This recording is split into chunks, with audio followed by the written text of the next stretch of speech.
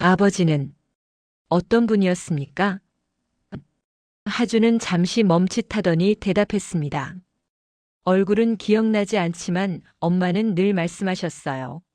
아빠는 아주 똑똑하고 다정해서 저를 정말 사랑하셨던 분이라고요. 그래서 원망하지 않습니다. 아버지가 주신 머리로 이 공부를 하고 있으니까요. 도윤은 고개를 돌려 눈물을 훔쳐야 했습니다. 비겁했던 자신을 은수는 원망 대신 다정하고 똑똑한 아버지로 기억 속의 박제의 아들에게 선물했던 것입니다. 안녕하세요. 청취자 여러분. 수신상태 양호입니다. 오늘도 수신상태 양호합니다. 계시는 곳까지 잘 들리신다면 구독, 좋아요, 알림 설정으로 응답해 주세요. 영상 제작에 큰 도움이 됩니다. 그럼 오늘의 이야기 본격적으로 시작하겠습니다. 성공이라는 성벽은 쌓아 올릴수록 견고해졌지만 그 안의 공기는 점점 차가워졌습니다. 사람들은 강도윤을 향해 실리콘밸리의 신화라 부릅니다. 맨손으로 건너가 넥스트링크라는 거대한 IT 제국을 건설한 남자. 그의 이름 석자는 월스트리트의 지표를 움직이고 그가 입을 열면 전 세계 개발자들이 숨을 죽입니다. 하지만 화려한 조명 아래 선 강도윤의 그림자는 언제나 짙은 죄책감으로 얼룩져 있었습니다. 그의 저택 서재 한쪽 벽면을 가득 채운 트로피와 훈장들은 사실 그에게 훈장이 아니라 낙인이었습니다. 수조 원의 자산이 쌓일수록 마음속 깊은 곳의 구멍은 밑바닥을 알 수 없을 정도로 깊어만 갔습니다. 잠을 이루지 못하는 새벽이면 그는 습관처럼 25년 전의 낡은 기억을 꺼내어 보곤 했습니다. 가난했지만 온기만큼은 충만했던 단칸방, 된장찌개 냄새가 나던 좁은 골목, 그리고 차가운 빛 속에 남겨두고 온 만삭의 아내 박은수의 눈물. 이제 강도윤은 그 멈춰버린 시간을 다시 돌리기 위해 25년 만에 한국행 비행기에 몸을 싣습니다. 샌프란시스코 국제공항의 아침 공기는 유난히 시렸습니다. 그는 수행 비서들의 과잉 보호를 물리치고 일부러 일반인들 틈에 섞여보안 검색대줄에 섰습니다. 화려한 VIP 라운지의 정적보다 한국으로 향하는 평범한 사람들의 웅성거림 속에서 자신이 버린 삶의 실체를 느끼고 싶었기 때문입니다. 줄을 서서 기다리던 도윤의 시선이 앞에 서 있는 한 청년에게 멈췄습니다. 28살쯤 되었을까요? 낡은 백팩의 지퍼는 반쯤 벌어져 있고 회색 후드티의 소매 끝은 세월을 이기지 못해 해져 있었습니다. 하지만 그 청년 강하준의 눈빛만큼은 달랐습니다. 보안 검색대의 소음 속에서도 그는 낡은 수첩에 무언가를 빼곡히 적고 있었습니다. 복잡한 수식과 논리 구조들. 도윤은 직감적으로 알 수 있었습니다. 저 청년은 지금 세상을 바꿀 코드를 짜고 있다는 것을요. 하준이 수식에 몰입하다가 손에서 볼펜을 놓쳤습니다. 펜은 바닥을 굴러 도윤의 구두 앞까지 멈춰 섰습니다. 도윤은 천천히 허리를 숙여 그 펜을 집어들었습니다. 25년 전 그가 한국을 떠나며 마지막으로 챙겼던 것 또한 잉크가 번진 볼펜 한 자루였습니다. 펜을 건네받으며 하준이 환하게 웃었습니다. 그 미소는 도윤의 심장을 사정없이 흔들었습니다. 25년 전 박은수가 지어주던 그 투명하고 무해한 웃음과 소름 끼칠 정도로 닮아 있었기 때문입니다. 도윤은 묘한 이끌림에 이끌려 하준에게 질문을 던졌습니다. 수식이 정교하군요. 전공이 무엇입니까?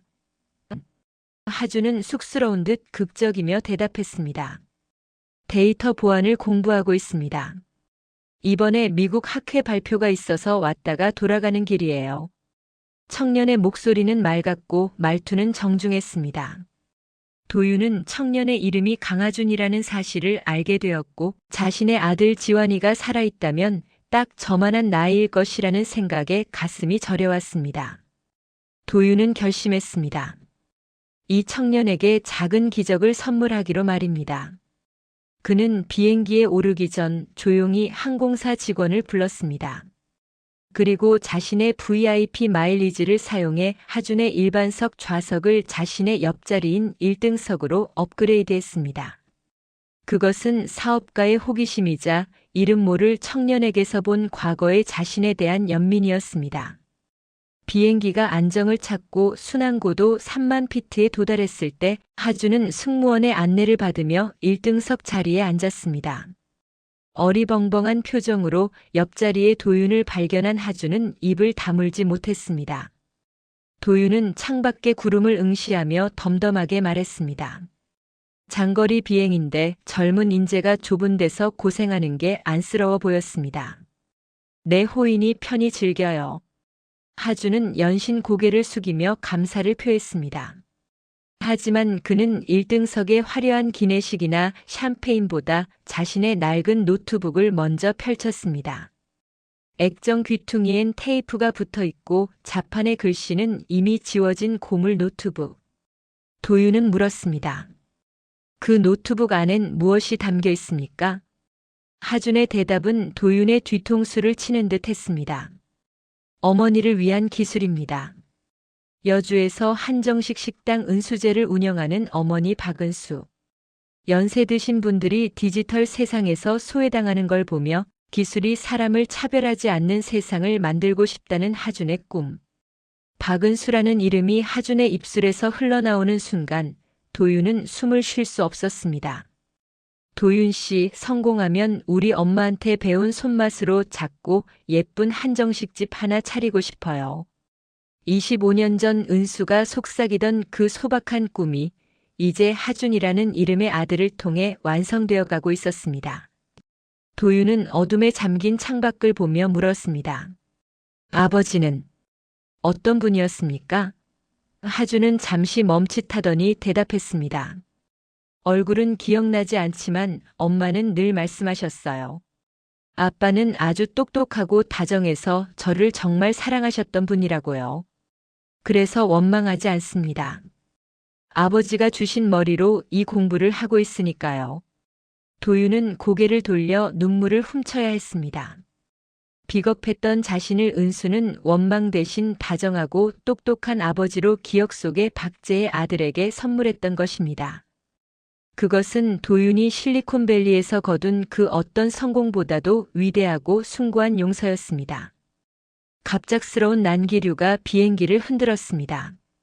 경고음이 울리고 기내가 크게 요동칠 때 하준의 노트북이 바닥으로 미끄러지려 했습니다.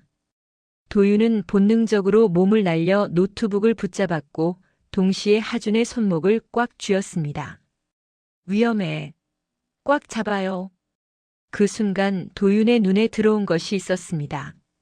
하준의 오른쪽 손목 근처에 새겨진 초승달 모양의 선명한 흉터. 세 살배기 아들 지환이가 난 놀이를 흉내 내다 다쳤던 그 상처.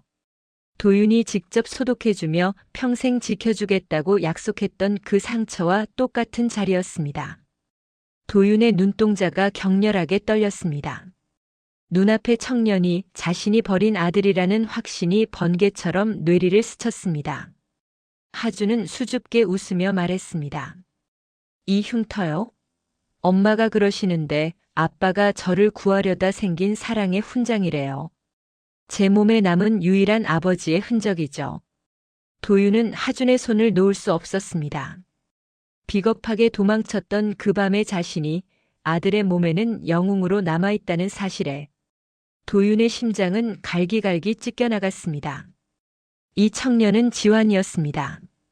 성을 바꾸고 이름을 바꾸었지만 피의 이끌림은 속일 수 없었습니다. 3만 피트 상공의 고요한 기내에서 강도윤은 비로소 자신이 세상에서 가장 부유한 사람이자 동시에 가장 가난한 죄인임을 깨달았습니다. 인천국제공항에 비행기가 내려앉았습니다. 하준은 밝은 미소로 작별 인사를 건넸습니다. 강 선생님, 여주 오시면 꼭 은수제에 들러주세요. 제가 세상에서 제일 맛있는 밥상 대접하겠습니다. 하준은 인파 속으로 사라졌고 도윤의 손바닥에는 하준이 흘리고 간 낡은 손수건 한 장이 남았습니다. 귀퉁이에 새겨진 박은수라는 이름. 도윤은 공항을 나서자마자 모든 일정을 취소했습니다. 지금 당장 여주로 간다. 비서의 당혹스러운 물음에도 도윤의 눈빛은 단호했습니다. 내 인생에서 가장 중요한 연설은 지금부터라고 25년 동안 하지 못했던 그 한마디를 하러 가는 것이라고 그는 스스로에게 다짐했습니다. 성공이라는 허울 좋은 껍데기를 벗어 던지고 도윤은 이제 진짜 집으로 향합니다. 택시는 서울의 화려한 네온 사인을 뒤로하고 남한강 줄기를 따라 여주로 향했습니다. 창밖으로 뜨거운 아침 해가 떠오르고 있었습니다. 25년 전 비 내리는 밤에 도망치듯 떠났던 그 길을 이제는 속죄하는 마음으로 다시 밟습니다. 비행기 안에서의 기적 같은 동행은 끝났지만 이제 지상에서의 치열한 재회가 그를 기다리고 있습니다.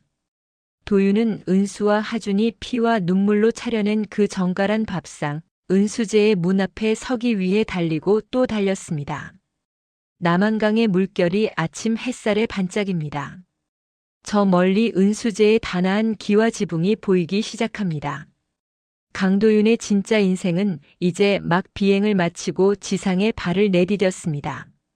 용서받을 수 없는 죄인은 그 처벌보다 무서운 것을 마주할 때가 있습니다.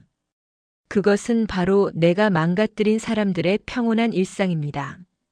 저는 지금 그 일상을 파괴하러 온 침입자일까요? 아니면 잃어버린 조각을 찾으러 온 미아일까요? 25년이라는 세월은 강물조차 물길을 바꿀 긴 시간이라지만 죄책감으로 얼어붙은 제 시계는 단 한 칸도 움직이지 못한 채 그 자리에 멈춰 있었습니다. 여주의 강바람은 실리콘밸리의 그것보다 훨씬 맵고 날카로웠습니다. 남한강 줄기를 따라 달리던 택시가 멈춰 선 곳. 단아한 기와 지붕 아래 은수제라는 현판이 저를 내려다보고 있었습니다. 제 아내, 아니 이제는 남남보다 못한 박은수가 25년 동안 피와 눈물로 일궈낸 삶의 터전입니다. 저는 대문 앞에서 한참을 망설였습니다. 수조원의 계약을 앞두고도 떨리지 않던 심장이 낡은 나무 대문의 고리 앞에서 사정없이 요동치고 있었습니다. 손바닥에 밴 땀이 차갑습니다.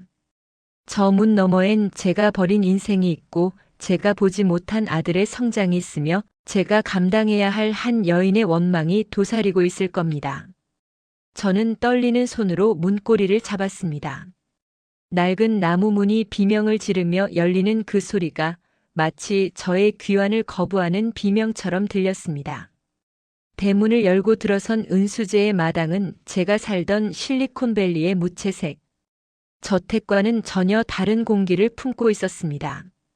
그곳은 시간이 흐르는 것이 아니라 층층이 쌓여가는 장소였습니다.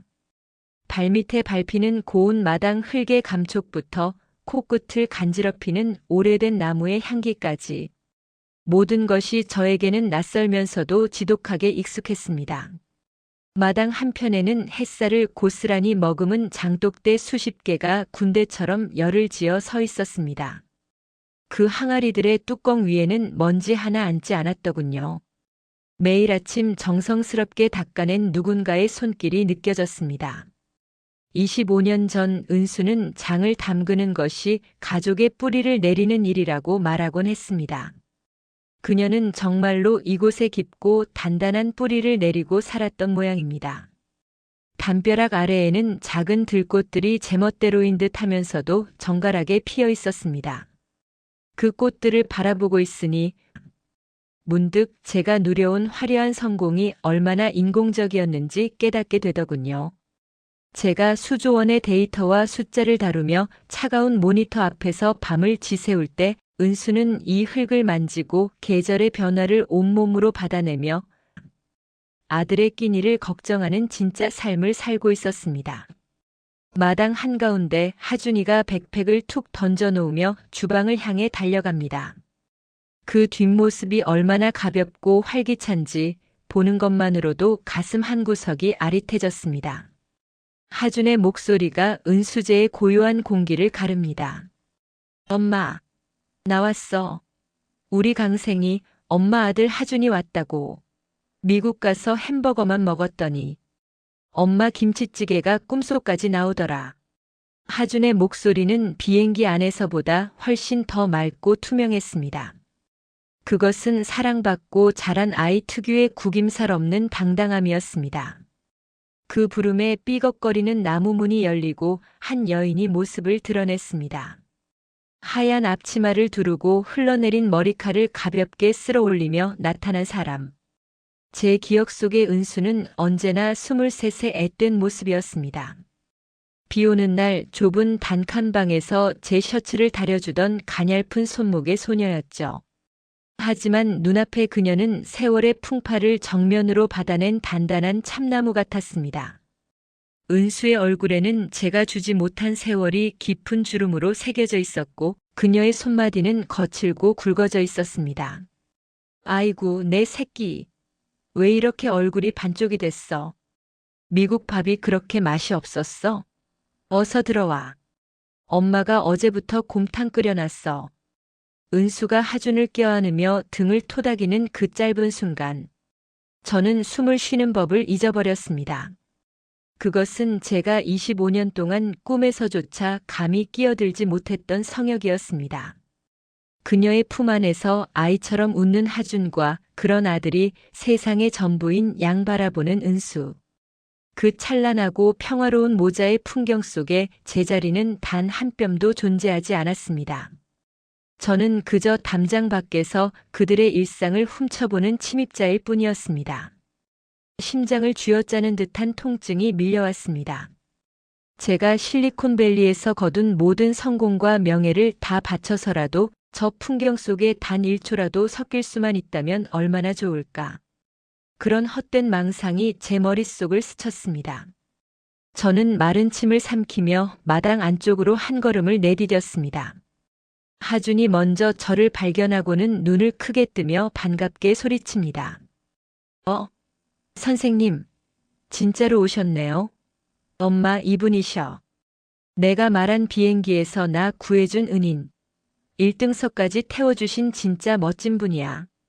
하준의 천진난만한 외침이 공중에서 흩어지기도 전에 은수의 시선이 천천히, 아주 천천히 제게로 향했습니다. 찰나의 순간이었습니다. 은수의 눈동자가 저를 발견하고 초점이 맞춰지고 그 투명하던 눈빛이 경악과 공포로 물들어가는 그 과정은 제게 영겁의 시간처럼 느껴졌습니다. 은수의 얼굴에서 핏기가 순식간에 빠져나갔습니다. 그녀의 입술이 미세하게 떨리고 들고 있던 소반 위에서 찻잔들이 달그락거리는 소리가 들렸습니다. 세상의 모든 소음이 사라지고 오직 은수의 거친 호흡 소리만이 제 귀를 때렸습니다. 엄마, 왜 그래? 어디 아파? 엄마 얼굴이 왜 이래? 선생님, 우리 엄마가 갑자기 왜 이러시죠? 놀란 하준이 은수의 어깨를 붙잡았지만 그녀는 아들의 목소리조차 들리지 않는 듯 했습니다. 그녀의 시선은 오직 제 얼굴에 화살처럼 박혀 있었습니다. 원망, 분노, 슬픔, 그리고 25년이라는 긴 시간 동안 사겨온 그 모든 감정이 폭풍처럼 그녀의 눈동자 속에서 휘몰아치고 있었습니다. 저는 그 자리에 뿌리를 박은 듯 굳어버렸습니다. 제가 가진 수천 명의 직원도 수조 원의 자산도 저 여인의 떨리는 눈빛 앞에서는 아무런 힘이 없었습니다. 저는 성공한 사업가가 아니라 25년 전 만삭의 아내를 차가운 빗속에 두고 도망쳤던 비겁한 범죄자로 전락했습니다. 은수의 눈은 묻고 있었습니다. 왜 살아 돌아왔느냐고, 왜 이제야 나타나서 우리의 평온을 깨트리느냐고. 점심 식사가 된다고 해서 찾아왔습니다. 신뢰가 많았습니다. 제 입에서 나온 첫 마디는 고작 그것이었습니다. 제 인생에서 가장 비겁하고 치졸한 연극이었습니다. 은수는 떨리는 숨을 억지로 몰아쉬며 바닥에 깨진 그릇 조각들을 줍기 시작했습니다. 날카로운 사기 조각이 그녀의 손가락 끝을 베어 붉은 피가 배어 나왔지만 그녀는 아픔조차 느끼지 못하는 것 같았습니다. 아니, 마음의 상처가 너무 깊어 육체의 고통 따위는 느껴지지 않았겠지요. 하준아, 손님 방으로 모셔라. 엄마가 금방. 금방 준비할게. 깨진 건 엄마가 치울 테니 넌 어서 손님 안내해드려. 어서. 은수의 목소리는 얼음장 밑을 흐르는 면도날 같았습니다. 저를 손님이라 부르는 그 냉소적인 태도가 제 가슴을 도려냈습니다. 그녀는 저를 철저하게 도려내야 할 타인으로 혹은 불길한 침입자로 정의했습니다. 하주는 영문도 모른 채 당황하며 저를 식당 안쪽으로 안내했습니다. 저는 하준의 뒤를 따라가며 은수의 뒷모습을 보았습니다. 조각을 줍는 그녀의 어깨가 사정없이 떨리고 있었습니다. 25년 전 제가 대문을 나설 때 그녀가 흘렸을 그 눈물이 지금 제 발밑에 깨진 그릇 조각처럼 흩어져 있는 것만 같았습니다. 저는 국실이라 적힌 작은 방으로 들어갔습니다. 그 문이 닫히는 소리가 마치 제 인생의 마지막 기회가 닫히는 소리처럼 무겁게 울려 퍼졌습니다.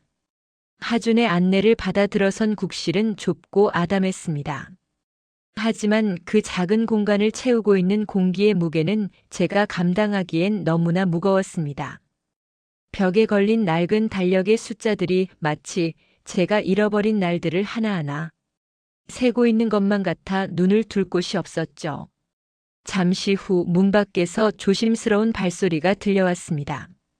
규칙적이지만 어딘가 망설임이 묻어나는 발소리. 저는 본능적으로 알 수 있었습니다. 은수였습니다. 방문이 열리고 그녀가 커다란 나무 쟁반을 들고 들어왔습니다. 하주는 주방 일을 돕겠다며 밖으로 나간 뒤였고 이제 이 좁은 방 안에는 오직 저와 은수 두 사람의 엇갈린 숨소리만 남았습니다. 은수는 제 눈을 피한 채 말없이 음식을 하나둘씩 상 위에 내려놓기 시작했습니다. 정갈하게 담긴 취나물과 고사리, 직접 담근 것이 분명한 깊은 색의 된장찌개, 그리고 김이 모락모락 나는 하얀 쌀밥. 25년 전 가난했던 시절에도 은수는 제 생일이면 꼭 이렇게 정갈한 상을 차려주곤 했습니다. 그녀는 제가 무엇을 좋아하고 무엇을 잘 먹는지 여전히 기억하고 있었습니다. 상 한가운데 놓인 조기 구이의 방향조차 제가 먹기 편한 쪽으로 돌려져 있는 것을 보았을 때 제 심장은 누군가 꽉 쥐어짜는 듯한 통증을 느꼈습니다. 먹어요. 손님으로 온 거니까. 대접은 해드려야지. 돈도 다 받을 거예요. 그게 우리 식당 규칙이니까요. 은수가 처음으로 고개를 들어 제 눈을 똑바로 보았습니다. 그 눈동자는 25년 전 제가 사랑했던 그 맑은 호수가 아니었습니다.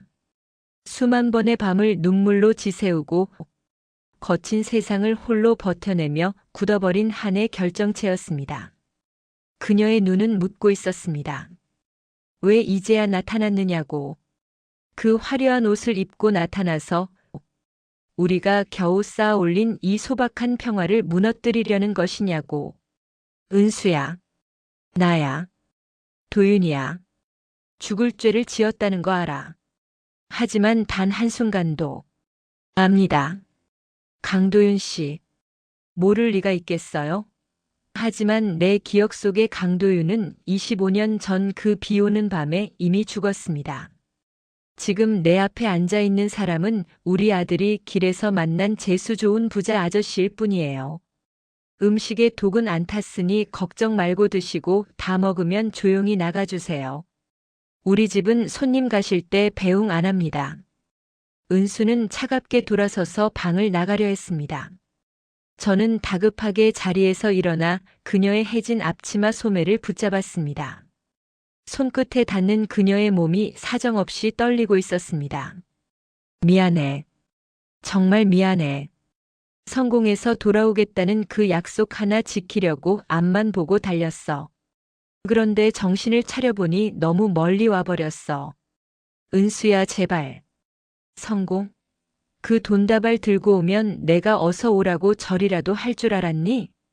당신이 미국에서 대단한 회장님 됐다고 신문에 나올 때 나랑 하준이는 방세가 밀려서 한겨울에 길거리로 쫓겨날 뻔했어. 하준이가 열이 40도까지 오르는데 약값이 없어서 당신 이름 부르며 밤새 울었단 말이야. 그때 당신 어디 있었어? 어디서 성공을 논하고 있었냐고. 은수의 외침은 통곡보다 깊은 슬픔을 담고 있었습니다. 그녀의 목소리가 떨릴 때마다 제 가슴 속 성벽도 하나둘 무너져 내렸습니다. 제가 쌓아 올린 수조원의 자산, 실리콘밸리의 화려한 명성. 그 모든 것이 그녀가 홀로 견뎌낸 그 고통스러운 밤들의 무게보다 가벼웠습니다. 저는 대답할 말을 찾지 못한 채 죄인처럼 고개를 숙였습니다. 은수는 떨리는 손으로 문고리를 잡은 채 마지막 단호한 경고를 남겼습니다. 하준이한테는 비밀로 해요. 죽을 때까지 절대로. 당신이 누구인지 밝히지 마세요. 은수야, 그게 무슨 소리야? 하준이는 내 아들이야. 내가 이제라도. 아니, 당신 아들 아니야. 내 아들이야. 그 애한테 아빠는 세상에서 제일 똑똑하고 다정한 사람으로 남아있어야 해. 당신 같은 비겁자가 자기 아버지라는 걸 알면 하준이는 지금까지 자기를 지탱해온 인생 전체를 부정하게 될 거야. 내 아버지는 나를 버린 사람이 아니라 나를 지키려다 먼저 떠난 사람이다라고 믿으며 살아왔어. 그 아이의 유일한 자부심을 당신의 그 비겁한 진실로 짓밟지 마. 은수는 그대로 방을 나갔습니다. 홀로 남겨진 저는 은수가 차려준 밥상을 보았습니다. 하얀 쌀밥 한 숟갈을 입에 넣었지만 그것은 모래알처럼 거칠었고 돌덩이처럼 무거웠습니다. 목이 메어 도저히 넘어가지 않았습니다. 밥알 하나하나가 그녀의 눈물 같았고 된장찌개의 깊은 맛은 그녀가 홀로 삼킨 세월의 쓴맛 같았습니다. 저는 그 자리에서 엎드려 소리 없이 울었습니다. 성공의 대가가 이토록 잔인한 고독일 줄은 꿈에도 몰랐습니다. 방을 나오자 마당에서 하준이가 땀을 흘리며 장작을 패고 있었습니다. 도끼를 내리치는 그 정직한 몸짓 하나하나가 제 비겁함을 꾸짖는 것 같았습니다. 하준은 저를 발견하자마자 도끼를 내려놓고 수건으로 이마를 닦으며 다가왔습니다. 그 환한 미소가 저를 더 아프게 했습니다. 선생님, 식사는 입에 맞으셨어요? 우리 엄마가 손님들한테는 무뚝뚝해 보여도 손맛 하나는 정말 끝내주거든요. 미국에서 드신 스테이크보다 훨씬 낫죠? 그래. 내 평생 먹어본 음식 중에 가장 귀하고 따뜻한 밥상이었어. 하준 씨. 저는 하준의 어깨를 꽉 쥐었습니다. 당장이라도 아이를 품에 안고 내가 내 아비다라고 외치고 싶은 충동이 목구멍까지 차올랐습니다. 하지만 은수의 말이 비수처럼 날아와 꽂혔습니다. 당신 같은 비겁자가 아버지인 걸 알면 그 애는 무너질 거야.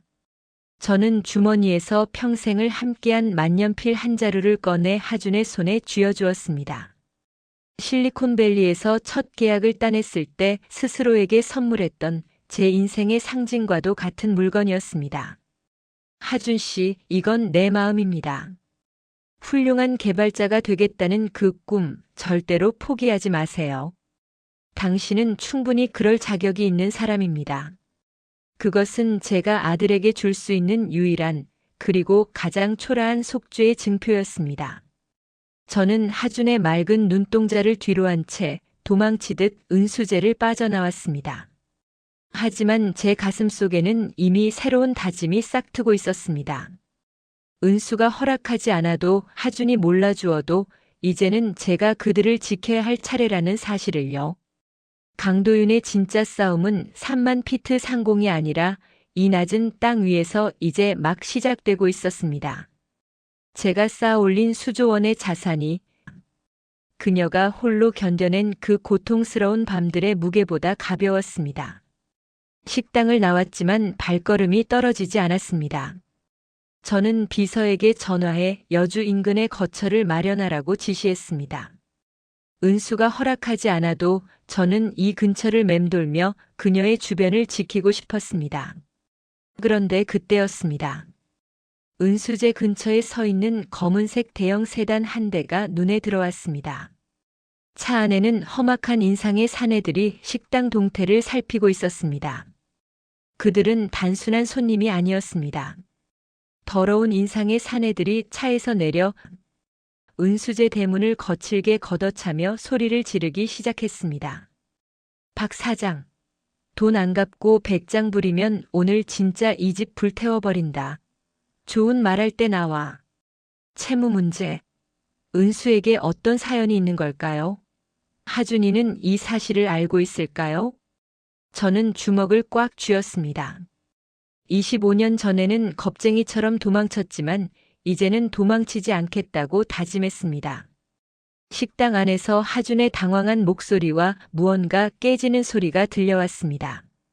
저는 본능적으로 은수제를 향해 달리기 시작했습니다. 그리고 대문이 열리며 튀어나오는 한 남자와 정면으로 마주쳤습니다. 25년 전 저를 한국에서 쫓아내고 제 인생을 구렁텅이로 밀어넣었던 바로 그 사내, 조태준이었습니다.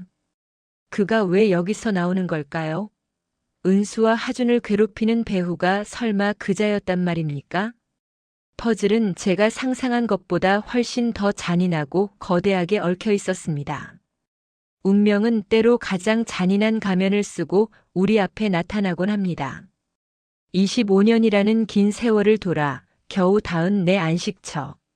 그 정갈한 대문 앞에서 제가 마주한 것은 따뜻한 용서가 아니었습니다. 그것은 제 인생을 송두리째 앗아갔던 과거의 망령 조태준이었습니다. 은수제의 나무 대문을 거칠게 걷어차며 들어온 사내. 25년 전 가난한 공학도였던 저의 아이디어를 강탈하고 저를 산업 스파이라는 누명을 씌워 이 땅에서 추방했던 장본인.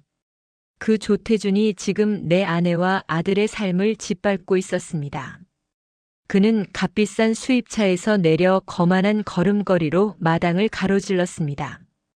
그의 번쩍이는 구두가 은수가 새벽마다 정성스레 닦아놓은 마당의 흙을 더럽히고 있었죠. 조태준은 저를 알아보지 못했습니다.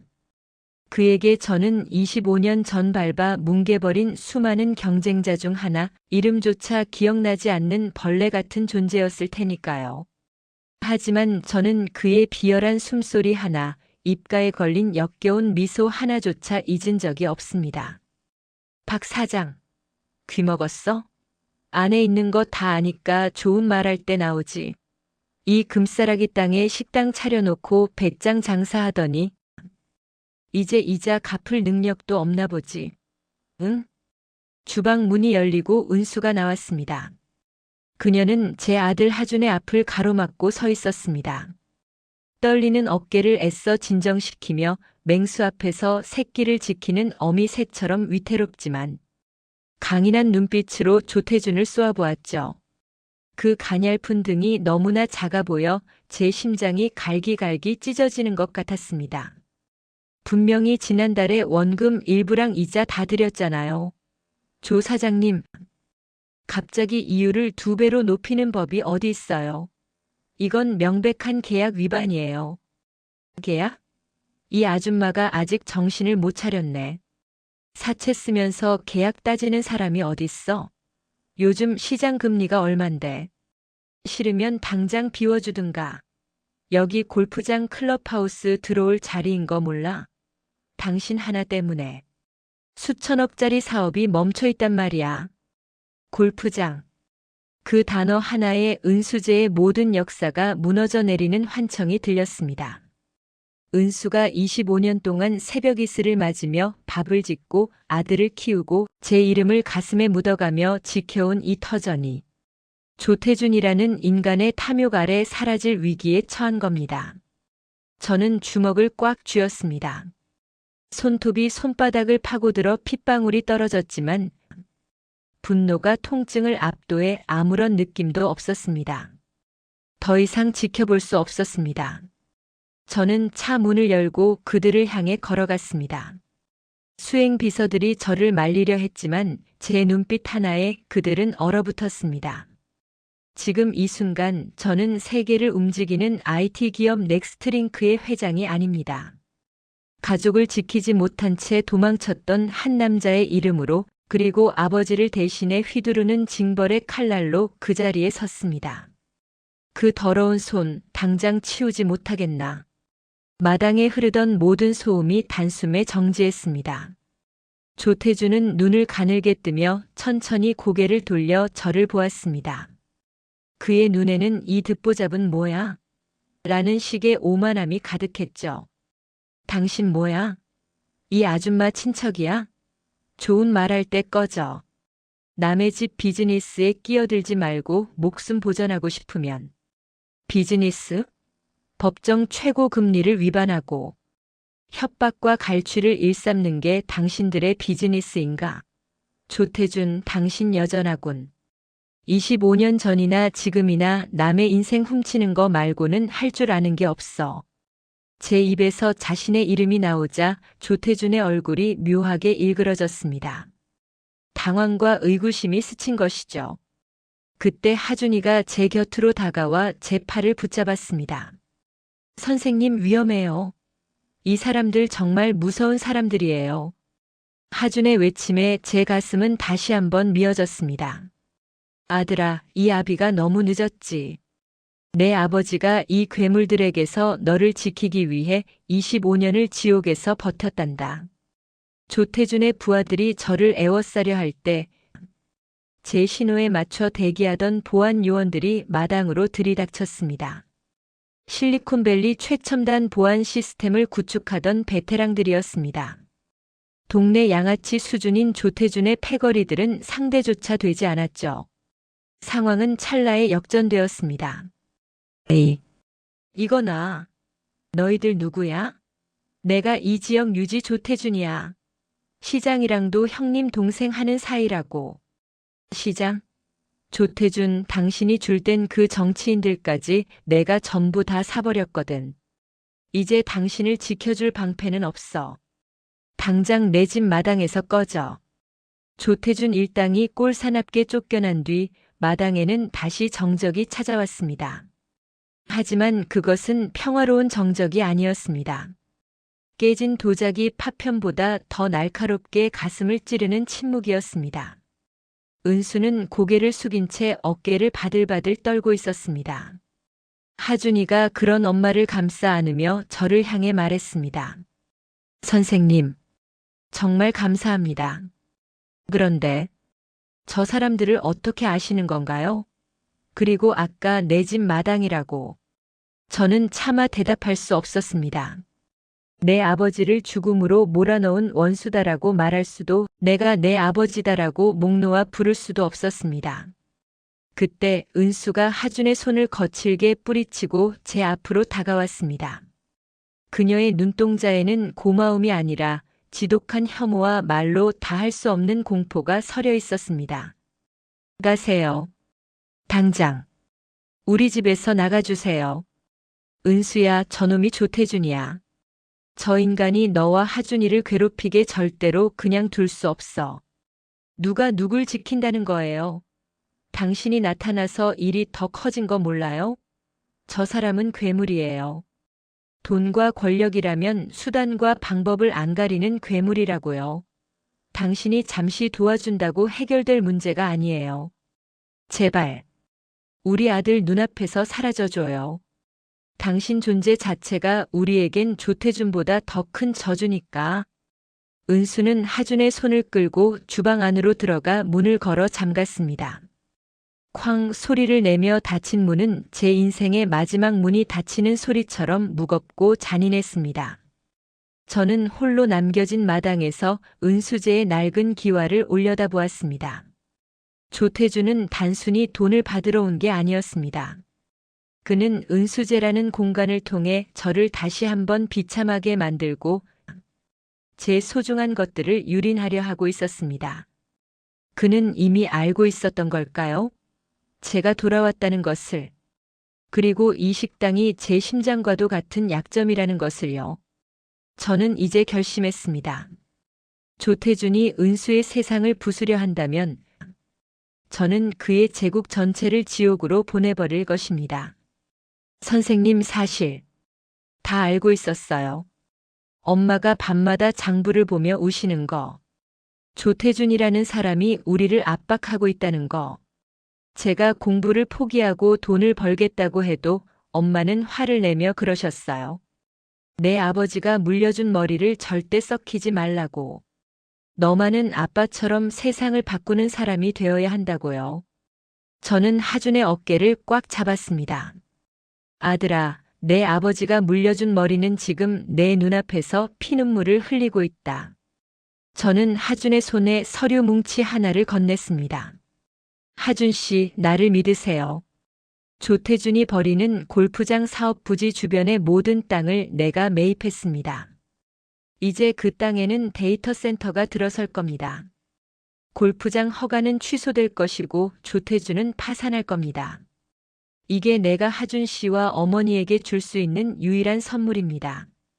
서울의 중심가 조태준의 건설사 본사 앞에는 이미 넥스트링크의 변호인단과 감사팀이 들이닥쳤습니다. 조태준이 평생 쌓아 올린 비리의 탑이 모래성처럼 무너져 내리기 시작했습니다. 하지만 조태준은 쥐새끼처럼 비겁한 수단을 동원할 것입니다. 그리고 그 최후의 발악은 다시 은수제를 향하겠지요. 저는 은수제를 내려다보는 언덕에 서서 다짐했습니다. 이번에는 절대로 도망치지 않습니다. 3만 피트 상공에서 다시 만난 내 아들과 평생을 나를 위해 기도하며 버틴 내 여자를 위해 저는 기꺼이 세상에서 가장 차가운 악마가 될 준비가 되었습니다. 은수야, 하준아. 조금만 기다려다오. 이 더러운 전쟁이 끝나면 그때는 정말 정갈한 밥상 앞에서 당신들의 이름을 목 놓아 불러보고 싶구나. 세상에서 가장 무서운 인간은 잃을 것이 없는 자가 아닙니다. 지켜야 할 소중한 것을 너무 늦게 깨달은, 그래서 비겁함을 버리고 괴물이 되기로 결심한 자입니다. 조태준. 그는 제가 여전히 25년 전에 나약한 강도윤인 줄 알고 있었습니다. 제가 밤새 피땀 흘려 만든 기술을 빼앗기고도 가족의 안위를 위해 숨죽여 울며 비행기에 몸을 실었던 그 어린 공학도로만 저를 기억하고 있었죠. 하지만 그는 틀렸습니다. 저는 지난 25년 동안 타국 땅 지옥의 가장 뜨거운 곳에서 스스로 불을 지피며 오늘을 기다려왔으니까요. 지금 제 눈앞에는 붉은 불길이 넘실거리고 있습니다. 은수가 평생을 바쳐 지켜온 은수제, 그리고 그 안에 담긴 우리 아들의 미래가 타들어가고 있습니다. 평화롭던 여주의 밤은 순식간에 비릿한 휘발유 냄새와 광기로 뒤덮였습니다. 제가 넥스트링크의 거대 자본으로 조태준의 숨통을 조이고 그를 파멸의 벼랑 끝으로 몰아넣자 쥐새끼 같은 그자는 비즈니스가 아닌 가장 원초적이고 잔인한 폭력을 선택했습니다. 은수제 대문 앞에는 코를 찌르는 휘발유 냄새가 진동했습니다. 어둠 속에서 나타난 검은 양복의 사내들이 쇠파이프를 질질 끌며 마당으로 진입하는 소리. 그 소리는 마치 죽음의 신이 다가오는 발자국 소리 같았습니다. 마당의 흙 위로 흩뿌려지는 기름 소리가 제 심장을 적시는 피눈물처럼 느껴졌습니다. 조태준은 차 안에서 그 광경을 지켜보며 비열한 미소를 짓고 있었겠죠. 박 사장, 좋은 말할 때 나오라고 했지. 오늘 이 집이랑 같이 가루가 되고 싶어서 작정을 했구만. 넥스트링크 회장 백 믿고 까불더니 그 양반이 내 목숨까지 구해주지는 못할 거다. 야, 뭐해? 당장 불 붙여. 주방 뒤편에서 하준이가 몽둥이를 들고 뛰쳐나왔습니다. 비행기 1등석에서 제게 건네던 그 부드러운 미소는 온데간데 없고 아들의 눈에는 짐승 같은 분노와 공포가 서려 있었습니다. 은수는 그런 아들의 허리를 필사적으로 감싸 안으며 울부짖었습니다. 안 돼, 하준아. 들어와. 제발 들어와. 엄마가 다 해결할게. 은수의 목소리는 이미 갈라져 비명이 되어 있었습니다. 25년 전 제가 그녀를 차가운 빗속에 두고 떠나던 날 들었던 그 처절한 외침과 어쩌면 이리도 똑같을까요? 저는 차에서 내려 불길 속으로 몸을 던졌습니다.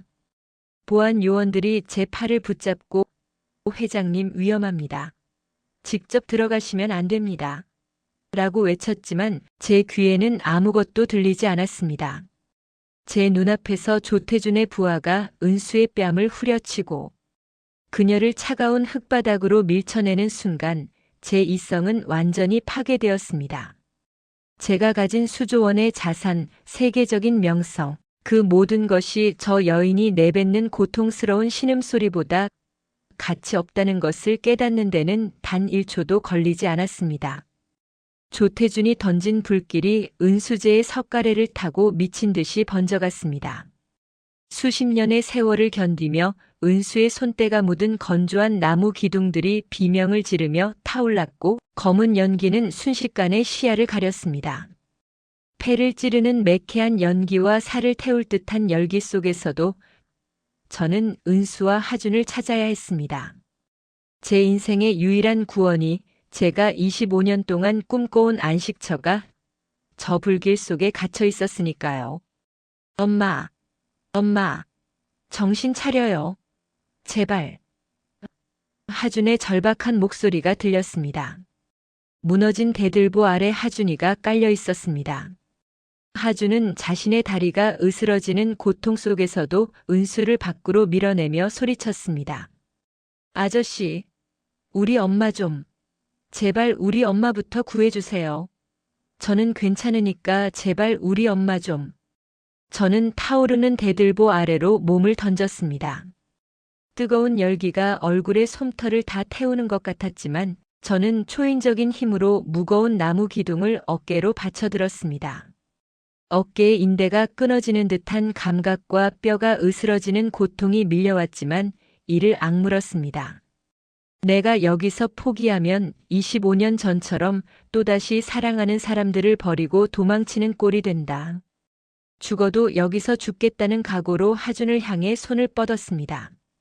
제 등 위로 불붙은 기와 조각들이 쏟아졌지만 지환이를 바라보는 제 눈은 흔들리지 않았습니다. 조금만 참아라. 지환아. 아빠가. 아니 아저씨가 곧 구해줄게. 손을 뻗어. 제발 내 손을 잡아. 죽어도 안 놓을 테니까. 하준을 끄집어내는 찰나 붉은 화광에 비친 하준의 오른쪽 손목이 제 시야에 들어왔습니다. 비행기에서 보았던 그 희미한 초승달 모양의 흉터. 그것은 25년 전 갓난아기였던 지환이가 제 품 안에서 옹알이를 하던 시절 제가 깎아주던 손톱에 긁혀 생긴 작은 상처의 흔적이었습니다. 그 흉터는 마치 저를 꾸짖는 신의 눈동자처럼 선명하게 타올랐습니다. 지환아, 내 아비가 내 몸에 새긴 이 작은 상처가 25년을 돌아 나를 부르고 있었구나. 너는 이 흉터를 볼 때마다 아버지를 그리워했니? 아니면 원망했니? 은수가 정신을 차리고 하준을 향해 기어왔습니다. 그녀는 연기 속에서 제 얼굴을 마주했습니다. 공포와 경악 그리고 지독한 원망이 뒤섞인 은수의 눈동자가 제 영혼을 꿰뚫었습니다. 안 돼. 지환아. 저 사람 손잡지 마. 저 사람은 내 아빠가 아니야. 저 사람은 우리를 버린 사람이야. 저 손은 독이야, 지환아. 엄마 손잡아. 은수의 입에서 나온 아들의 본명, 지환. 그 이름이 화염 속을 관통해 제 가슴 한가운데 박혔습니다. 하준은 당황한 표정으로 저와 은수를 번갈아 보았습니다. 지붕이 무너지기 시작했고 화염은 모든 퇴로를 차단했습니다. 저는 지환과 은수를 양팔에 안고 제 등 뒤로 쏟아지는 화염의 폭포를 온몸으로 막아내며 필사적으로 밖으로 뛰쳐나왔습니다. 제 등은 이미 감각이 없었지만 품 안에 두 사람의 체온만이 선명하게 느껴졌습니다. 밖으로 나오는 순간 은수제의 현판이 땅바닥에 떨어지며 불길 속으로 사라졌습니다. 우리의 과거가 그렇게 제가 되고 있었습니다. 소방차의 사이렌 소리가 멀리서 메아리처럼 흩어집니다. 붉은 불길이 휩쓸고 간 자리에 남은 것은 차가운 물줄기에 젖어 검게 변한 폐허뿐이었습니다. 은수가 25년 동안 새벽 이슬을 맞으며 닦아왔던 장독대들은 열기에 못 이겨 산산조각이 났고 그 안에서 흘러나온 간장과 된장의 비릿한 냄새가 매캐한 연기와 섞여 마당 가득 진동했습니다. 그것은 단순히 식당의 파괴가 아니었습니다. 은수가 저를 지워내고 아들 지환이를 지키기 위해 쌓아 올린 25년의 성벽이 무너져 내린 비명이었습니다. 저는 넋을 잃고 주저앉은 은수와 거친 숨을 몰아쉬는 지환 앞에 섰습니다. 제 비싼 정장은 이미 불에 타고 흙탕물에 젖어 걸레처럼 변해 있었죠. 하지만 그보다 더 참혹한 건 제 눈앞에 선 지환의 눈빛이었습니다. 비행기에서 저를 보며 멋진 분이라 칭송하던 그 맑은 눈동자는 이제 온데간데 없고 그 자리엔 칼날보다 날카로운 의욕과 배신감이 서려 있었습니다. 말해봐요. 당신 대체 정체가 뭡니까? 우리 엄마가 왜 당신을 보고 내 본명을 부르며 아빠라고 왜 저런 표정을 지으시는 거냐고요. 하준이, 아니 제 아들 지환이가 제 멱살을 잡았습니다. 힘껏 쥐어짜는 그 작은 손에서 저는 25년 전 제가 버리고 떠났던 그 갓난아기의 온기를 느꼈습니다. 하지만 그 온기는 이제 분노로 타오르고 있었습니다. 저는 입을 때려 했지만 목구멍에 걸린 죄책감이 가시처럼 박혀 소리가 나오지 않았습니다. 은수는 잿더미가 된 마당 흙을 손으로 긁으며 짐승 같은 울음소리를 내뱉고 있었습니다. 지환아, 지환아, 미안하다. 정말 미안하다. 내가 내 아비라. 비겁하게 너희를 버리고 도망쳤던 이름조차 불릴 자격이 없는 내 못난 아버지야. 제 입에서 그 말이 나오는 순간 공기가 얼어붙었습니다. 지환의 손에서 서서히 힘이 빠졌습니다. 그는 마치 세상이 무너지는 광경을 목격한 아이처럼 멍한 표정으로 저를 내려다보았습니다. 은수는 통곡을 멈추고 제 가슴팍을 주먹으로 치기 시작했습니다. 왜 왔어? 왜 이제 와서 아이의 머릿속을 헤집어 놓느냐고. 당신이 성공했다고 나타나면 우리가 고마워할 줄 알았어? 우리에겐 당신 같은 부자가 아니라 우리 곁을 지켜줄 평범한 아빠가 필요했단 말이야. 지환이는 뒷걸음질을 쳤습니다. 그 걸음 하나하나가 저와 그 사이의 25년이라는 간극을 다시 한번 확인시켜주는 것 같았습니다. 내 아버지는 25년 전에 돌아가셨어요. 우리 엄마가 그랬어요. 아버지는 가난했지만 정직했고 나를 지키기 위해 최선을 다하다가 사고로 돌아가신 영웅이라고. 내 기억 속의 아버지는 넥스트링크의 회장 같은 괴물이 아니란 말입니다. 당신은 그냥 우리 엄마를 울린 비겁한 침입자일 뿐이에요. 지환은 은수를 부축해 일으켰습니다. 저를 향해 단 한 번의 눈길도 주지 않은 채 그들은 소방대원들이 안내하는 구급차로 향했습니다. 멀어지는 그들의 뒷모습 위로 검은 잿가루가 눈처럼 내렸습니다. 저는 그 자리에 엎드려 바닥을 긁으며 울었습니다. 성공의 정상에서 내려다본 세상보다 이 잿더미 위에서 올려다본 아들의 뒷모습이 수만 배는 더 멀고 높게 느껴졌습니다.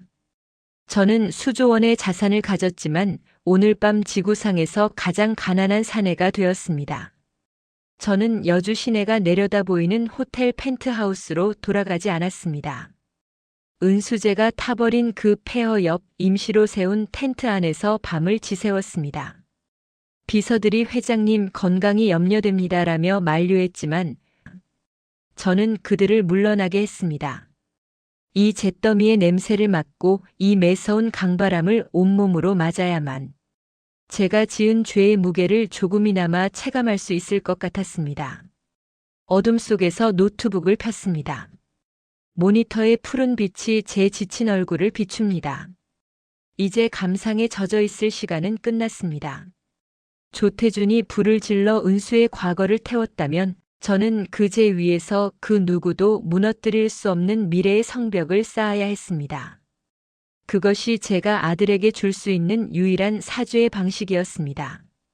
저는 넥스트링크 본사의 전 팀원과 로펌, 그리고 보안 전문가들을 긴급 소집했습니다. 화면 속의 전문가들은 제가 왜 이 작은 시골 마을의 땅에 집착하는지 이해하지 못하는 눈치였습니다. 하지만 저는 단호하게 명령했습니다. 조태준이 추진하던 골프장 부지 전체를 넥스트링크의 이름으로 전격 매입하세요. 법정 공방이든 알박기든 상관없습니다. 조태준이 가진 모든 채권과 담보를 추적해서 그자를 파산시키세요. 그리고 그 중앙에 은수제를 다시 세울 겁니다. 단순히 건물을 다시 짓는 것이 아닙니다. 조태준의 탐욕이 머물던 그 더러운 자리에 세계 최고의 정보 보안 연구소를 건립할 계획을 세웠습니다. 그곳은 지환이가 꿈꾸던 천재적인 개발 능력을 마음껏 펼칠 수 있는 요새가 될 것입니다. 연구소의 핵심 알고리즘 이름은 지환으로 명명했습니다. 25년 전 제가 뺏겼던 기술의 정통성이 이제 제 아들의 이름을 통해 완성될 것입니다. 동시에 저는 조태준이 숨겨둔 비리 장부를 입수하기 위해 제가 가진 글로벌 네트워크를 가동했습니다. 그는 감옥 안에서도 권력을 이용해 빠져나갈 구멍을 찾겠지만 제가 만든 디지털 감옥에서는 결코 탈출할 수 없을 것입니다. 저는 그의 자금 흐름을 실시간으로 추적해 그가 은수에게 청구했던 그 비인간적인 이자보다 10,000배는 더 가혹한 이자를 사회적으로 청구할 것입니다. 조태준, 너는 불을 질러 모든 것이 끝났다고 생각하겠지. 하지만 너는 내 아들의 눈에서 눈물을 뽑아내는 큰 실수를 했다. 너의 제국이 무너지는 소리를 은수제의 정갈한 밥상 위에서 지환이가 웃으며 들을 수 있게 해주마. 새벽이 오고 안개가 남한강을 덮을 때쯤 저는 설계도면 위에 은수제의 새로운 현판 디자인을 그렸습니다. 은혜로운 물의 집. 그 이름처럼 이 공간은 다시 태어날 것입니다. 비록 지환이가 저를 아직 아버지라 부르지 않아도 은수가 제 얼굴을 보고 싶어 하지 않아도 상관없습니다. 저는 그들이 다시 평온하게 밥을 짓고 꿈을 꿀 수 있는 세상을 만드는 그림자가 되기로 했습니다. 이것은 제 인생에서 가장 거대하고 위험한 투자입니다. 수익률도 없고 명예도 보장되지 않는 오직 용서라는 불확실한 배당금을 기다리는 죄인의 투자 말입니다. 하지만 저는 멈추지 않을 것입니다. 3만 피트 상공에서의 재회는 우연이었을지 몰라도 이 지상에서의 속죄는 필연이어야 하니까요. 모든 것이 끝났다고 생각했습니다. 화마가 휩쓸고 간 자리엔 매캐한 제 냄새와 부서진 기와 조각, 그리고 깨진 항아리 파편들 뿐이었으니까요. 하지만 인생의 역설은 늘 절망의 끝에서 시작됩니다. 재는 비료가 되고 무너진 터는 그 어떤 땅보다 단단한 지지대가 됩니다. 저는 호텔 펜트하우스의 안락함을 쓰레기통에 던져버렸습니다. 은수제가 타버린 그 폐허 옆 좁고 답답한 공사용 컨테이너 박스에 야전 침대 하나를 놓았죠. 사람들은 미쳤다고 했습니다. 수조 원을 움직이는 넥스트링크의 회장이 왜 그 냄새 나는 잿더미 옆에서 잠을 자느냐고 물었습니다. 하지만 저는 답했습니다. 이곳의 흙먼지를 마시고 이 매서운 강바람을 온몸으로 맞아야만 제가 버린 25년의 세월을 비로소 정면으로 마주할 수 있기 때문입니다. 넥스트링크의 자본은 거대했습니다. 하지만 돈으로만 해결되는 일은 아니었죠. 저는 전 세계를 뒤져 우리 기술의 정점이라 할 수 있는 한옥 대목수들을 수소문했습니다. 단순히 건물을 짓는 것이 아닙니다. 못 하나 쓰지 않고 나무와 나무가 서로를 껴안으며 천년을 버티는 결구 방식. 그것이 바로 제가 되찾고 싶은 가족의 모습이자 지환이에게 보여주고 싶은 진짜 기술의 가치였습니다. 공사 현장의 하루는 거칠었습니다. 저는 직접 안전모를 쓰고 목재를 골랐습니다. 강원도 깊은 산속에서 자란 금강송을 가져와 결을 살피고 주춧돌 하나 놓는 자리까지 직접 확인했습니다. 제 손에는 굳은 살이 박이고 명품 슈트 대신 먼지투성이 작업복이 일상이 되었습니다. 밤이 되면 컨테이너 안의 희미한 전등 아래서 조태준의 숨통을 조이는 서류들을 검토했습니다. 조태준이 선임한 변호사 명단 확인했습니까? 전직 장관이든 누구든 상관없어요. 그가 지난 20년간 저지른 탈세와 횡령 자료 내일 아침까지 검찰청장 책상 위에 올리세요. 그리고 은수제 부지 주변에 알박기 해둔 유령 회사들, 넥스트링크 법무팀 동원해서 싹 다 밀어버리세요. 법대로? 아니, 법보다 더 엄격한 정의가 뭔지 그자에게 똑똑히 보여주겠습니다. 그것은 처절한 복수인 동시에 제가 사랑하는 사람들을 위해 제가 할 수 있는 유일한 사죄였습니다. 조태준이 구치소 바닥에서 절규하며 자신의 제국이 무너지는 소리를 들을 때 저는 비로소 은수제에 새로 올라간 석가래를 올려다볼 수 있었습니다. 하지만 하드웨어는 완성되어 가는데 이 집의 심장을 채울 소프트웨어는 여전히 먹통이었습니다. 은수와 지환의 마음은 화마보다 더 뜨겁게 타올랐다가 이제는 절대 깨지지 않는 거대한 얼음 성벽이 되어 제 접근을 가로막고 있었습니다. 저는 매일 밤 그 성벽 앞에서 소리 없이 울었습니다. 제가 지은 은수제는 거대한 성처럼 웅장해지고 있었지만 그 안에 제가 앉을 자리는 단 한 뼘도 보이지 않았기 때문입니다. 은수는 식당 일을 나가지 않았습니다. 아니, 나갈 수가 없었겠죠. 평생을 바쳐 지켜온 삶의 터전이 불타버린 상실감보다 죽었다. 믿었던 남편이 거대한 자본의 괴물이 되어 돌아왔다는 충격이 그녀를 더 깊은 늪으로 밀어넣었을 겁니다. 그녀는 하루 종일 창밖만 바라보며 멍하니 앉아 있었습니다. 25년 전 제가 떠나던 그날의 모습처럼 말입니다. 지환이는 대학원 연구실도 나가지 않은 채 밤새 소주병을 비웠습니다. 그 영리하고 착하던 아이의 눈에 서린 도끼는 모두 저를 향한 것이었습니다. 제가 지환에게 다가가려 할수록 아이는 더 깊은 어둠 속으로 숨어버렸습니다.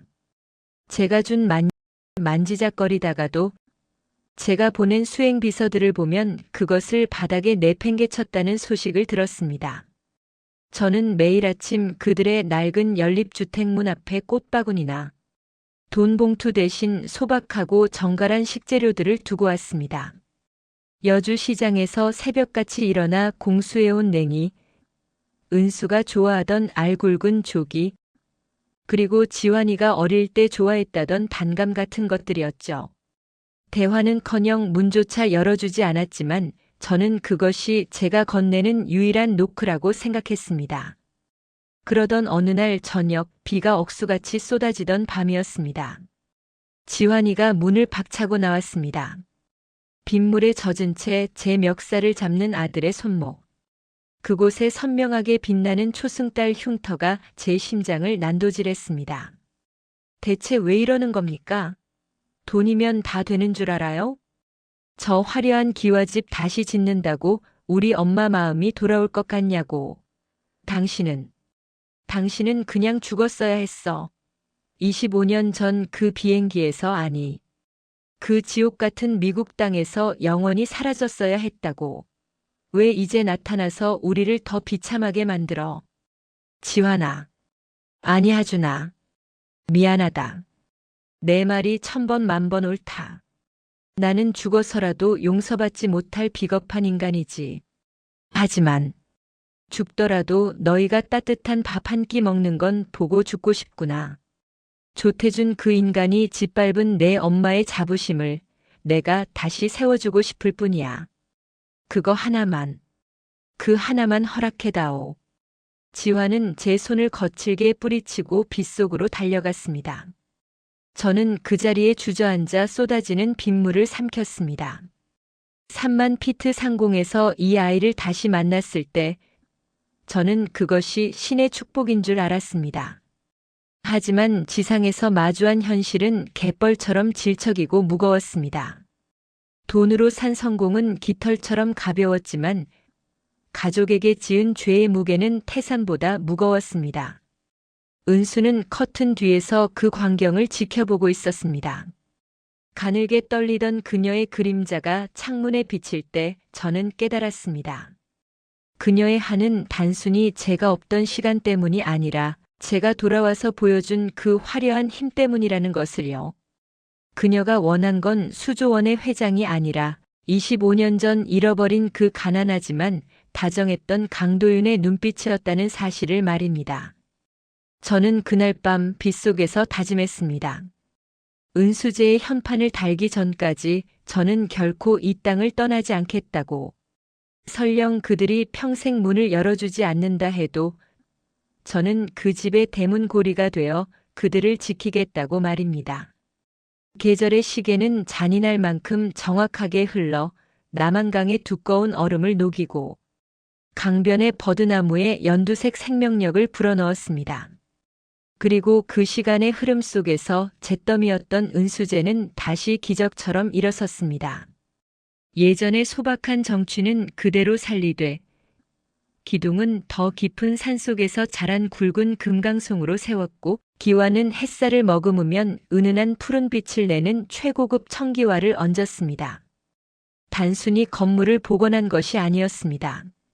주방의 조리대 높이는 은수가 허리를 굽히지 않아도 되도록 그녀의 키에 맞췄고 식당 한편에는 지환이가 언제든 연구에 몰두할 수 있게 채광이 가장 좋은 서재를 만들었습니다.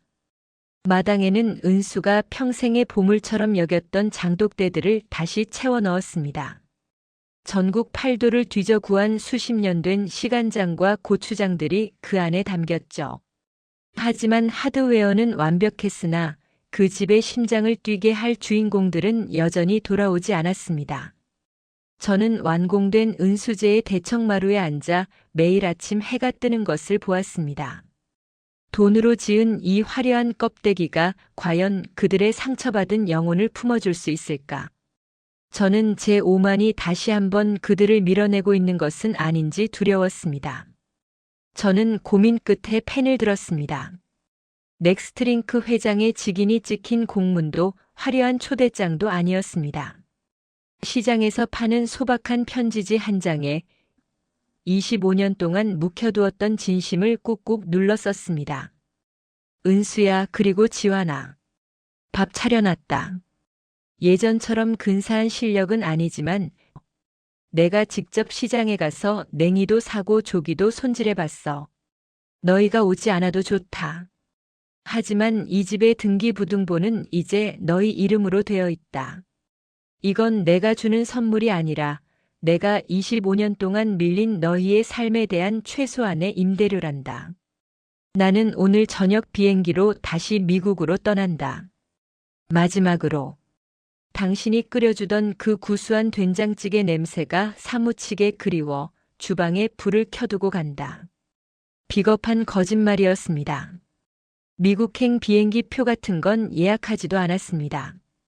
하지만 제가 이 집에 버티고 있으면 지환이의 자존심과 은수의 원망이 영원히 이 문턱을 넘지 못하게 할 것 같았습니다. 제가 사라져야만 그들이 비로소 자신의 집으로 돌아올 수 있다는 역설적인 진실을 저는 받아들여야만 했습니다. 저는 대문 틈에 그 편지를 끼워두고 은수제 뒷산의 오래된 소나무 언덕으로 올라갔습니다. 그곳은 은수제 마당이 한눈에 내려다 보이는 곳이었죠. 차가운 이슬을 맞으며 나무 뒤에 몸을 숨겼습니다. 해는 뉘엿뉘엿 지고 은수제의 처마 아래로 긴 그림자가 드리워졌습니다. 석가래 끝에 달린 풍경이 바람에 흔들리며 챙그랑 소리를 냈습니다. 1시간, 2시간. 산속의 어둠은 빠르게 내려앉았고 제 심장은 입 밖으로 튀어나올 것 같았습니다. 역시 오지 않는 걸까? 내가 너무 늦어버린 걸까? 그런데 그때였습니다. 마을 어귀에서 낡은 택시 한 대가 헤드라이트를 비추며 은수제 대문 앞에 멈춰 섰습니다. 제 숨소리조차 들릴까봐 저는 입을 틀어막았습니다. 택시에서 내린 것은 은수와 지환이었습니다. 두 사람은 믿기지 않는다는 듯, 아니 차마 믿고 싶지 않다는 듯 조심스럽게 은수제의 웅장한 대문을 바라보았습니다. 지환이가 대문 틈에 끼워진 편지를 발견했습니다. 그가 편지를 읽어 내려가는 동안 은수는 제 손때가 묻은 대문의 나무결을 가만히 어루만졌습니다. 은수의 어깨가 파르르 떨리는 것이 보였습니다. 그녀는 편지를 다 읽은 지환이의 얼굴을 닦아주더니 천천히 대문을 밀고 안으로 들어갔습니다. 25년 만에 제가 아닌 그들의 힘으로 열린 은수제의 문이었습니다. 은수는 마당을 가로질러 주방으로 향했습니다. 제가 미리 준비해둔 육수 냄비와 정갈하게 손질된 나물들, 그리고 따뜻하게 데워진 밥솥이 그녀를 기다리고 있었습니다. 은수는 한참 동안 주방 조리대 위에 놓인 제 앞치마를 바라보았습니다. 그러더니 그녀는 익숙한 동작으로 소매를 걷어붙이고 앞치마를 둘렀습니다. 언덕 위에서 그 소리를 듣는 순간 저는 온몸에 힘이 풀려 흙바닥에 주저앉았습니다. 눈물이 앞을 가려 은수제의 불빛이 번져 보였습니다. 살았습니다. 이제야 제가 비로소 살아있음을 느꼈습니다. 수조원의 계약을 성사시켰을 때도 느껴보지 못한 전율이 온몸을 감쌌습니다. 잠시 후 은수제의 주방 문이 열리고 김이 모락모락 나는 상이 마당에 널은 평상으로 나왔습니다. 지환이는 말없이 수저를 놓으며 엄마를 도왔습니다. 그리고 지환이가 대문을 향해, 아니 제가 숨어있는 산등성이를 향해 고개를 들었습니다. 마치 제가 거기 있다는 것을 알고 있다는 듯이요. 거기 숨어있는 거 다 알아요. 찌개 식으면 맛없으니까 제발 그냥 들어오시라고요. 그 한마디에 제 가슴속에 맺혀있던 25년의 빙하가 굉음을 내며 녹아내렸습니다. 저는 비틀거리는 걸음으로 언덕을 내려갔습니다. 무릎이 꺾이고 숨이 차올랐지만 멈출 수 없었습니다. 은수제의 대문을 들어서는 순간 마당 가득 퍼지는 구수한 된장찌개 냄새가 저를 3만 피트 상공의 고독에서 지상의 따뜻한 안식처로 끌어당겼습니다. 대문을 넘어서는 순간 시간의 흐름이 멈춘 것 같았습니다. 25년이라는 긴 세월을 돌고 돌아 수천 번의 밤을 타국의 차가운 침대 위에서 그리워했던 그 냄새가 제 폐부 깊숙이 박혔습니다. 구수한 된장 냄새, 갓 지은 하얀 쌀밥의 단내, 그리고 은수의 손끝에서 피어오르는 정갈한 나물 향기. 그것은 넥스트링크의 회장으로서 누렸던 그 어떤 미슐랭 요리보다도 강렬하게 제 영혼을 뒤흔들었습니다. 저는 비틀거리는 걸음으로 평상 가까이 다가갔습니다. 제 등은 여전히 화마의 흔적으로 쓰라렸고 심장은 금방이라도 터질 듯 요동치고 있었죠. 평상 위에는 은수가 방금 차려낸 소박한 상이 놓여 있었습니다. 김이 모락모락 피어오르는 된장찌개, 뚝배기, 노란 달걀말이, 그리고 제가 아침에 두고 갔던 그 조기가 노릇하게 구워져 올라와 있었습니다. 은수는 저를 보지 않았습니다. 그녀는 묵묵히 밥그릇에 밥을 꾹꾹 눌러 담고 있었습니다. 하지만 그녀의 밥주걱을 쥔 손이 가늘게 떨리고 있다는 것을 저는 보았습니다. 지환이는 평상 끝에 앉아 젓가락을 만지작거리며 고개를 숙이고 있었죠. 서 있지 말고 앉아요. 찌개 식으면 맛없으니까. 그 한마디가 제 가슴을 도려냈습니다. 원망도 분노도 격한 환영도 아닌, 마치 어제 출근했다 돌아온 남편을 대하는 듯한 그 일상적인 말투. 그것이 은수가 저에게 건네는 가장 잔인하고도 따뜻한 형벌임을 저는 알았습니다. 저는 마치 어린아이처럼 조심스럽게 평상 끝에 걸터 앉았습니다. 제 비싼 이탈리아제 구두가 흙바닥에 아무렇게나 벗겨졌습니다. 지환이가 제 앞으로 밥그릇과 수저를 밀어주었습니다. 저는 수저를 집어들려 했지만 손이 너무 떨려 쇠수저가 그릇에 부딪히며 챙그랑 소리를 냈습니다. 그 소리가 적막한 마당에 울려 퍼졌습니다. 아까 말했잖아요. 미국 가지 말라고. 25년 전에는 우리가 붙잡을 기회도 안 주더니 이번에도 자기 마음대로 떠나겠다고 편지 한 장 달랑 남겨두면 우리가 네 안녕히 가세요 할 줄 알았습니까? 지환아, 나는 너희에게 짐이 될까봐. 내가 나타나서 너희의 평화가 깨진 것 같아서. 평화? 당신 없는 25년이 평화였다고 생각해요? 매일 아침 눈을 뜰 때마다 당신이 왜 떠났는지, 어디서 굶고 있지는 않은지 아니면 죽어서 잊힌 건 아닌지. 그 지옥 같은 의문 속에서 버틴 게 평화라고 생각하냐고요. 은수의 눈에서 참았던 눈물이 밥그릇 위로 툭 떨어졌습니다. 그녀는 거칠게 눈물을 닦아내더니 찌개 뚝배기에서 냉이와 두부를 듬뿍 떠서 제 밥그릇 위에 얹어주었습니다. 25년 전 제가 가장 좋아하던 그 방식 그대로였습니다. 먹어요. 먹고 힘내서 이 집 마당에 잡초나 뽑아요. 당신이 지은 이 집 관리하려면 사람 손 많이 필요하니까. 넥스트링크 회장인지 뭔지는 서울 가서나 하고 여기서는 그냥 밥값 못하면 쫓겨날 줄 알아요. 저는 찌개 한 숟갈을 입에 넣었습니다. 뜨거운 기운이 식도를 타고 내려가 차갑게 얼어붙어 있던 제 심장을 녹여내렸습니다. 눈물이 쉴 새 없이 쏟아져 찌개 속으로 들어갔습니다. 간이 조금 짜졌지만 제 생애 그 어떤 진미보다 완벽한 맛이었습니다. 지환이가 제 밥 위에 조기 살을 발라 올려주었습니다. 손목에 초승달 흉터가 달빛에 반짝였습니다. 저는 그 흉터 위로 제 손을 겹쳤습니다. 이번에는 지환이도 제 손을 뿌리치지 않았습니다. 그의 손바닥에서 전해지는 젊고 뜨거운 온기. 아들아, 이 아비가 너무 늦어서 정말 미안하다. 내가 이 흉터를 보며 견뎠을 그 외로운 밤들을 내가 이제야 안아주는구나. 우리는 한참 동안 말없이 밥을 먹었습니다. 25년의 공백을 채우는 것은 화려한 웅변이 아니었습니다. 함께 씹고 삼키고 서로의 숨소리를 확인하는 이 원초적인 행위야말로 진정한 가족의 결합임을 저는 3만 피트 상공이 아닌 이 낮은 평상 위에서 깨달았습니다. 밤하늘의 별들이 은수제의 청기와 위로 쏟아져 내렸습니다. 잿더미가 되었던 마당에는 다시 생명의 온기가 돌기 시작했습니다. 제가 가진 수조원의 주식 그래프보다 은수가 제 밥그릇에 무심하게 얹어주는 김치 한 조각이 제 인생의 성공 지표를 수만 배는 더 높게 끌어올리고 있었습니다. 저는 결심했습니다. 다시는 이 밥상을 떠나지 않겠다고. 이 정갈한 냄새가 나는 집을 지키기 위해 저는 넥스트링크의 회장이라는 화려한 껍질을 기꺼이 벗어던지겠다고. 은수의 거친 손마디와 지환의 깊은 눈동자 속에서 저는 드디어 방황하던 제 영혼의 마지막 정거장을 발견했습니다.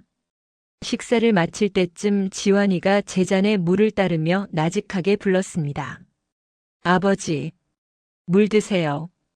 그 짧은 단어 하나가 제 가슴에 박혔을 때 저는 비로소 25년 전 멈춰버렸던 제 시간이 다시 흐르기 시작했음을 알았습니다.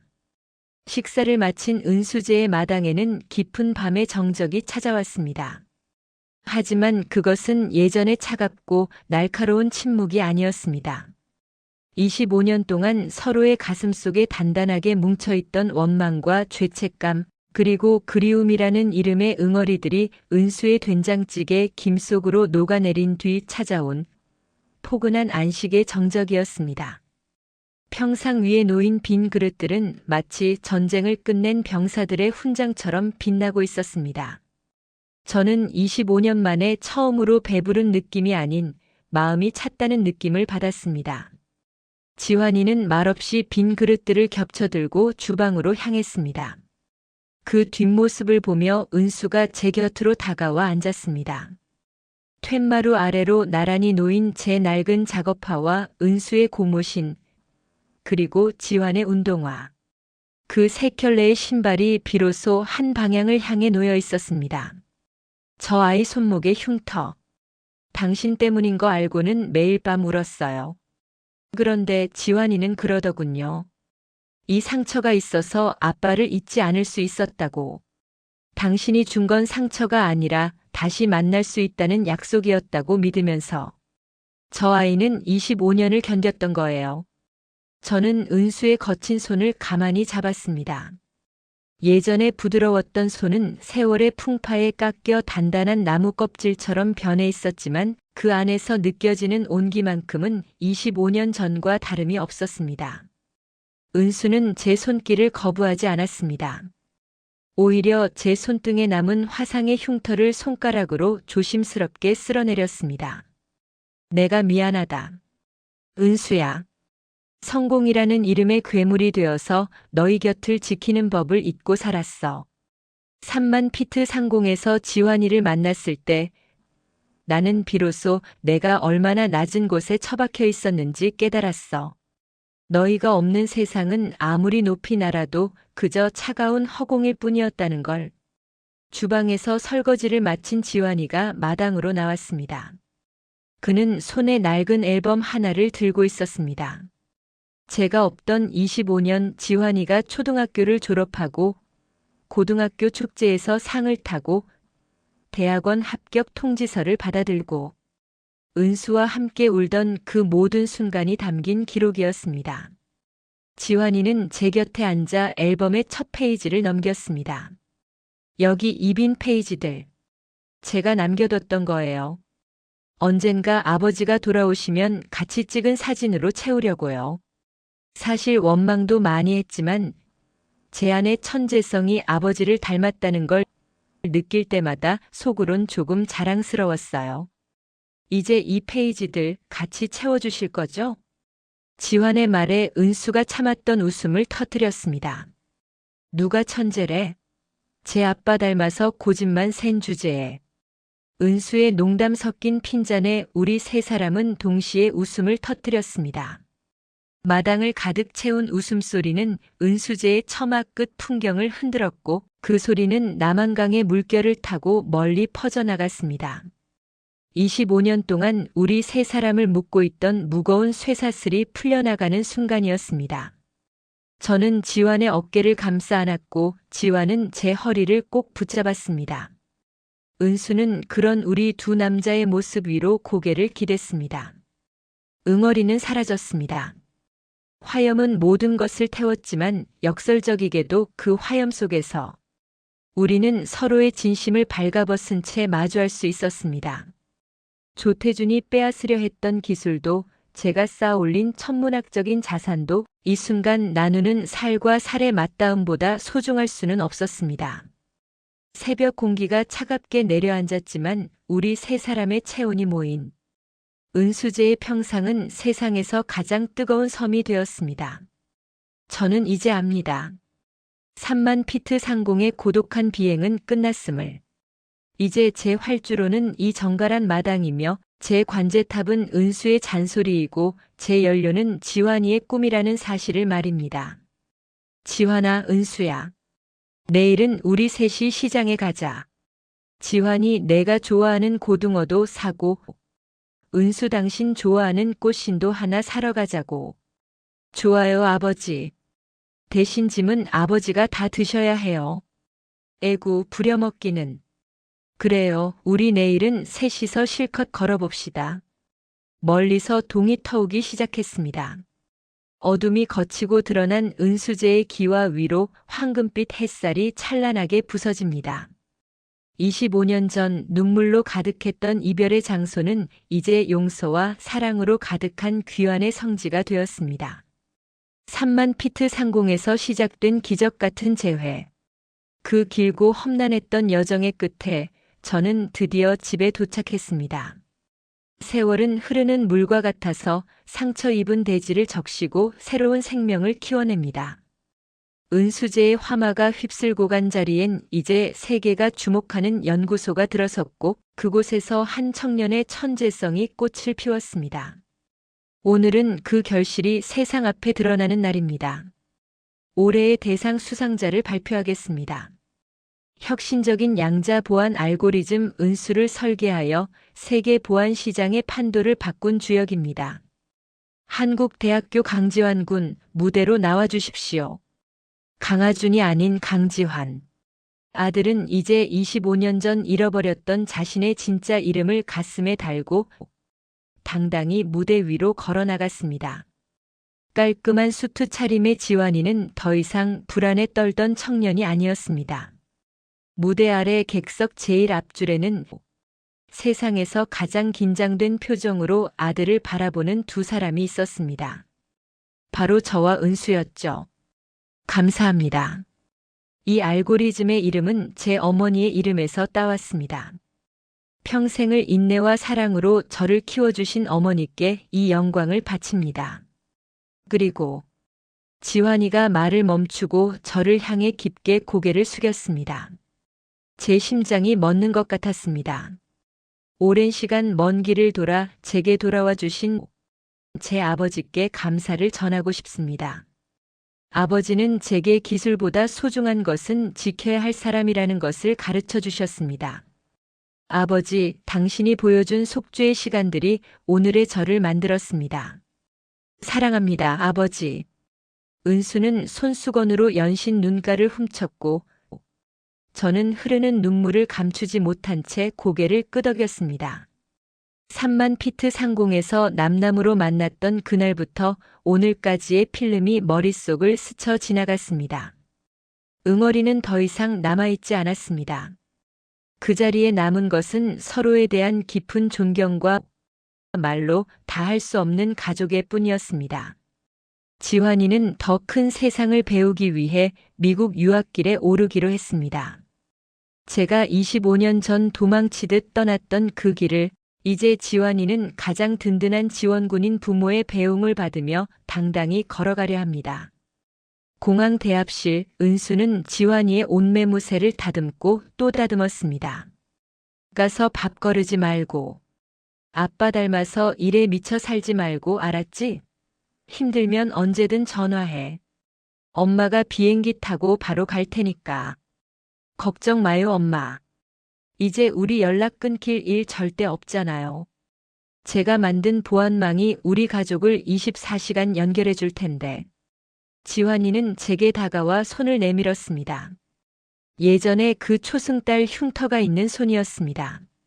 저는 그 손을 잡는 대신 아들을 품에 꽉 안았습니다. 25년 동안 하지 못했던, 아니 평생을 해도 모자랄 아비의 포옹이었습니다. 지환아, 너는 나의 가장 위대한 설계이자 인생 최고의 성취다. 내 항로는 내가 결정해라. 아빠는 언제나 이곳 지상에서 내 관제탑이 되어줄게. 다녀올게요, 아버지. 엄마 잘 부탁해요. 지환이가 게이트 안으로 사라지고 한참 동안 그 자리에 서 있었습니다. 아들이 타고 날아오를 비행기가 창밖 활주로에서 엔진 소리를 내고 있었죠. 25년 전 저는 이곳에서 혼자였고 비참했습니다. 하지만 지금은 다릅니다. 저는 곁에 선 은수의 손을 천천히 찾아 쥐었습니다. 은수는 제 손을 피하지 않고 오히려 손가락 사이를 교차해 깍지를 꽉 끼었습니다. 거칠고 마디가 굵어진 두 손이 서로를 지탱하는 힘. 그것은 세상 그 어떤 강철보다 단단하고 그 어떤 실크보다 부드러웠습니다. 우리 이제 정말 다시 시작이네요. 그래.